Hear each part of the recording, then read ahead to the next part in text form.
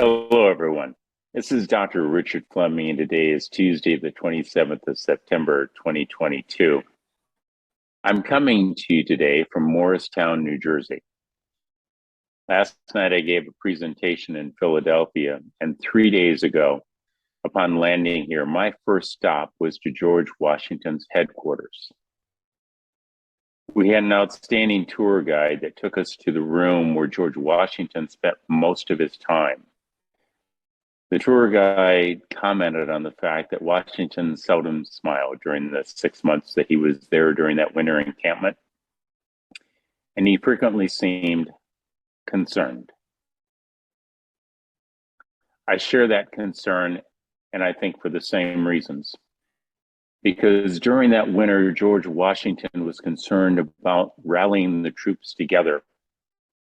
Multiple groups of individuals who saw themselves each working for separate causes, for separate states, and not cohesively working together against the enemy before them. George Washington didn't refer to the Revolutionary War as the Revolutionary War. He referred to it as the cause. And today, we have yet before us another cause. 33 months ago, viruses were released upon this planet that were the end result of gain-of-function research. Research that violates international treaty law and at the state level have resulted in murder, attempted murder, manslaughter, reckless manslaughter, false imprisonment, assault, battery, coercion, and with some of the testimonies we've seen, perjury. During that 33 months, we've watched the medical community and the public at large try to come to grips with this pandemic,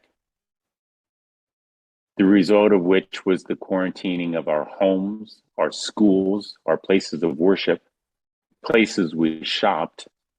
We couldn't go there unless we were masked up, and ultimately were told we needed to be vaccinated. The practice of medicine, as so many of you know, has changed. When I was a medical student, when patients came in with HIV, we treated them for their symptoms. But this time, we in medicine have been told not to treat such people. And patients have gone home and gotten sicker and returned only to die, with more than 1 million dead Americans and 7 million dead people worldwide. The result of this gain-of-function research, which is not only unethical but illegal and criminal, must be sorted out in courts of law, not in civil suits, but in criminal trials to be held before grand juries. And prosecuting attorneys need to be the one to enforce this. And we, the people, not only we in the scientific and medical community, but the rest of the general population must come together to hold these people accountable. This video is long overdue. In reality, we need to cease being different individuals and work together. Despite whatever our petty differences, our similarities are so much greater. We agree on more than 70 to 80% of the information facing us, and the need to control our response as a cohesive group has never been better. The general public is begging the scientific and medical community to work together as one voice to hold these criminals accountable. Once we hold them criminally accountable for violating these biological weapons convention treaties, and at the state level, their responsibility for murder, attempted murder, manslaughter, reckless manslaughter, false imprisonment, assault, battery, coercion, and in some instances, frank perjury.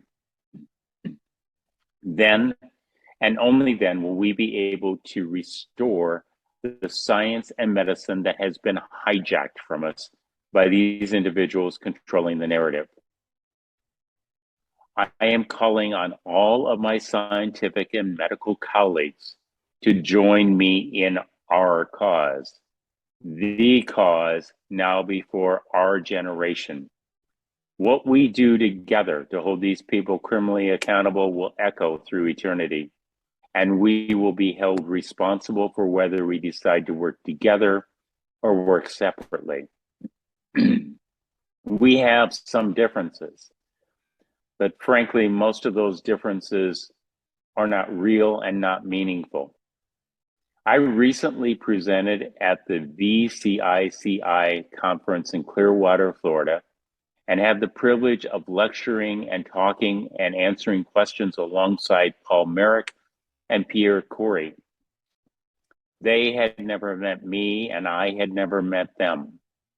And despite much of the misinformation that existed between each of us prior to attending that conference together and presenting, we discovered more respect and appreciation for each other than we had developed over the last 2.5 years.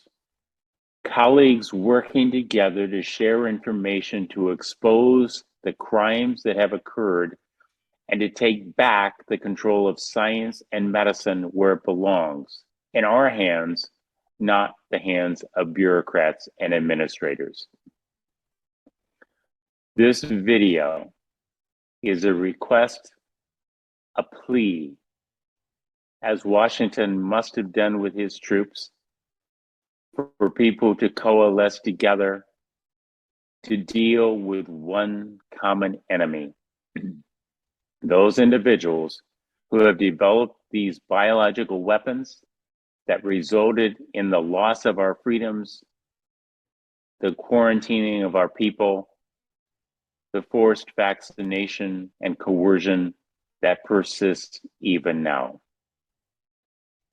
This is my plea and request for all of you to please join with me and those of us that are working to indict these criminals for the crimes against humanity that they have committed, to restore the order of science, medicine, and the United States of America in this world order in such a way that we can be proud of our working together and the lives that will be saved by our working together. This is Dr. Richard Fleming. Fine day, Sunday. In my opinion, best day of the week. Why is that, Dudley? Because there's no post on Sundays. Right you are, Harry. No post on Sunday. Ha! No blasted letters today. No, sir. Not one single bloody letter. Not one.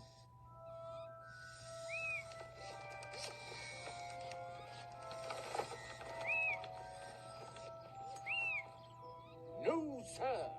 Not one blasted miserable...